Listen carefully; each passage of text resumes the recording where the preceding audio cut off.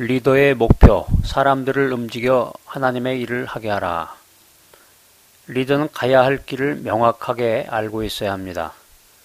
리더는 목표를 위한 수단과 목표 자체를 혼돈하면 안 되겠습니다. 리더는 조직이 가고 있는 곳을 명확히 알고 있어야 되며, 또 영적 리더십의 목표는 매사를 완벽하게 한다는 의미의 탁월함이 아니라는 것입니다. 그것은 사람들을 현재 있는 자리에서 하나님이 원하시는 곳으로 이끌어가는 것을 의미합니다. 이것은 이제 하나님의 뜻과도 연관이 되겠는데요. 아무튼 성패를 좌우할 수 있는 목표들을 생각해야 된다라고 하는 것입니다.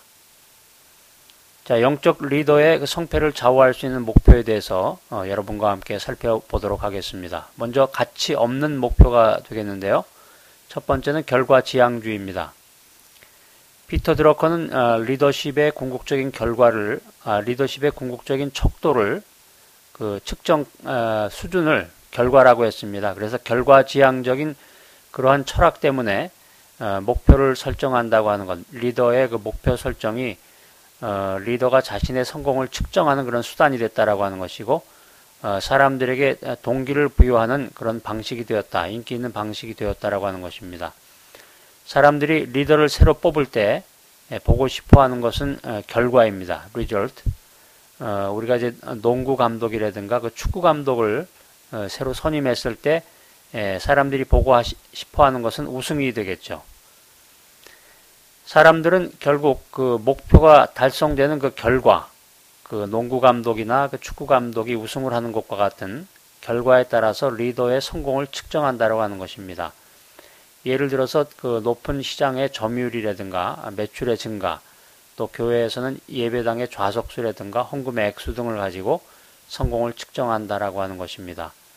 콜린스와 포라스는 성공하는 기업들의 8가지 습관에서 다음과 같이 주장했는데, 위대한 리더는 목표 달성에 초점을 맞추지 않는다. 위대한 리더는 조직을 세우는데 그의 힘을 주력한다라는 말을 했습니다. 또 맥스 드프리는 리더라고 하는 것은 빚진 자의 자세를 가지고 팔로워들에게 제공해야 될 도덕적 의무가 있다라는 주장을 했습니다. 여기서 말하는 그 도덕적 의무라고 하는 것은 그 팔로워들의 미래나 목표, 잠재력 등을 이제 실현해야 되는 그런 의무를 말하는 것입니다. 자, 그래서 리더는 외관적인 그런 목표를 달성하고도 하나님의 뜻에서 벗어날 수가 있다라고 하는 것입니다. 영적 리더의 1차적인 목표는 그 목표를 달성하는 것이 아니라 하나님의 뜻을 이루는 것이라는 것을 우리가 먼저 기억해야 되겠습니다. 그래서 결과지향적인 목표 달성이 반드시 하나님이 복을 주시는 그런 징표가 아니다라는 것이죠. 영적 리더는 자기 목표를 이루려고 사람들을 이용하지 않습니다. 사람들이 곧 그들의 목표이기 때문입니다. 아무리 목표에 매달려서 성취했다고 해도 혹시 그 과정에서 팔로워들이 고통을 당하고 뒷전으로 밀려났다고 하면 그 리더는 실패한 리더라고 말할 수 있는 것입니다. 사람들을 이용해서 조직의 목표를 달성하는 것은 영적 리더십이 아닙니다.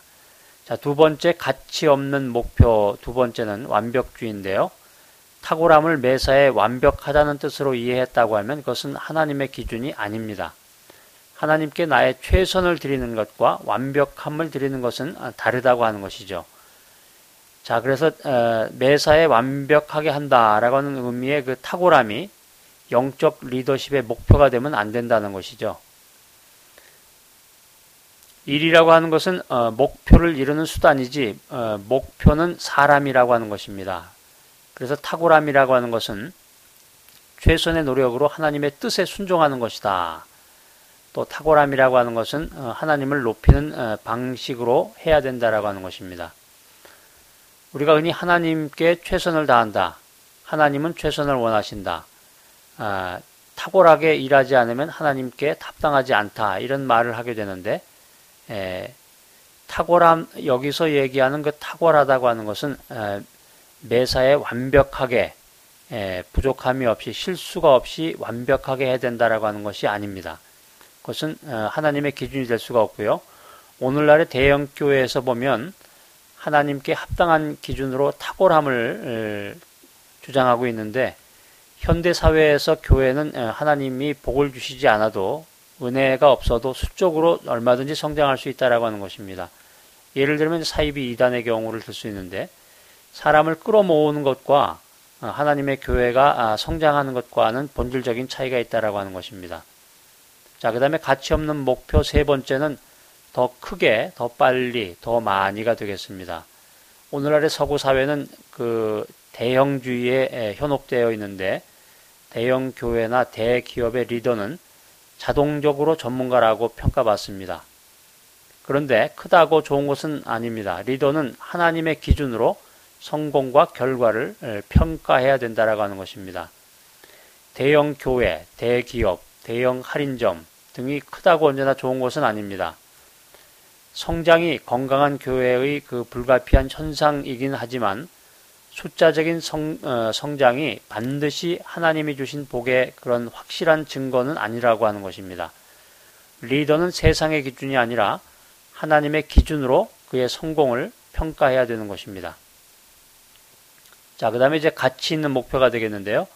가치 있는 목표의 그 첫 번째는 영적 성숙으로 이끄는 것입니다.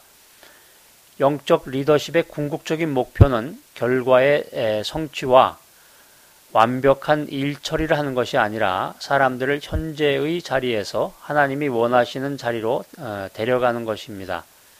사람들이 매일 부딪히는 그 도전 속에서 하나님의 뜻을 이해하도록 돕는 것이 영적 리더의 책임이라고 하는 것입니다.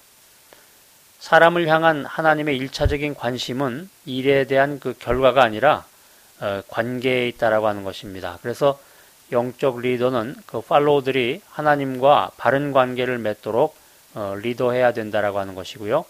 자, 그 다음에 두 번째 가치 있는 목표는 이제 차기 리더를 키운다. 후계자 양성인데요. 리더들이 범하는 가장 비참한 실수 중에 하나는 후계자를 만들지 않는다는 것이죠. 그래서 예를 들어서 나폴레옹 같은 경우도 워털루 전투에서 자기 그 부하 중에서 자기를 대신할 만한 그런 후계자를 키우지 못했기 때문에, 독립적인 사고력을 길러주지 못했기 때문에 가장 큰 실패를 하고 전쟁에서 실패했다라고 하는 것입니다. 또 우리가 잘 아는 그 선지자 사무엘도 실수를 이제 반복하게 됐는데, 그 이와 같이 유명한 리더들이 후계자 양성 문제에서 실패했다라고 하는 것입니다. 많은 리더들이 자신이 떠날 때를 대비해서 조직을 준비시키는데 노력을 기울이지 않고 있습니다. 맡은 일에 열과 성을 다해 일함으로써 임기 중에는 놀라운 성공을 이루는 리더들이 많았지만 그가 떠난 후에는 그렇지 않았다는 것이죠. 그래서 후임자 양성을 위해서 리더가 해야 될 4가지 사항이 있는데, 권한 위임의 법칙, 그 다음에 두 번째는 실수를 허용해야 된다라고 하는 것이죠. 차기 리더를 키우려면 리더는 위임해야 되고 위임한 일에 간섭하지 말아야 된다는 것이죠. 자기가 맡긴 그 후계자가 혹시 실수를 한다고 해도 거기 간섭하면 안 되겠습니다. 요즘에 이제 교회에서 원로 목사님이 세워졌을 때 원로 목사님들이 그 담임 목사님에 대한 그 권한을 행사하는 경우를 우리가 흔히 볼 수 있는데, 여기서 이제 그러한 예를 우리가 찾아볼 수 있을 것 같습니다. 리더가 끊임없이 간섭하는 것보다 그 후계자의 그 사기를 떨어뜨리는 일은 없다고 하는 것입니다.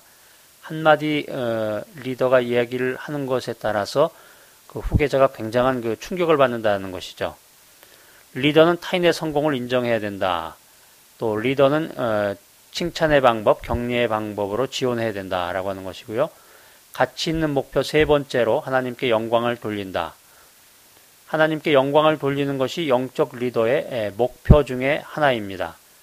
아무리 목표에 매달려서 성취했다고 해도 그 과정에서 아랫사람들이 고통을 당하고 뒷전으로 밀려났다면 그는 실패한 리더입니다. 또한 사람들을 이용해서 조직의 목표를 달성했다고 하면 이것 또한 실패한 리더인 것입니다. 자, 그래서 탁월함이라고 하는 것은 매사에 하나님을 높이는 방식으로 일하라고 하는 것입니다. 기독교 조직이든 세상의 조직이든 간에 리더의 최우선 과제는 자기 조직을 이끄는 방식을 통해서 하나님께 영광을 돌려야 하는데, 하나님이 바라시는 것은 하나님을 믿고 순종하는 사람과 조직을 통해서 세상에 하나님의 영광을 드러내시는 것입니다. 이러한 모든 일들을 조직의 최우선 과제로 삼는다고 하면은 그것이 바로 영적 리더의 올바른 모습이요, 그것이 바로 리더의 목표가 되겠습니다. 자신의 신앙을 사업에도 적용해서 이 일을 통해서 하나님께 영광을 돌리는 크리스찬 CEO들도 이제 많아지게 됐는데, 다른 사람들에게 하나님의 성품을 드러내는 것, 그것이 곧 하나님께 영광을 돌리는 삶입니다.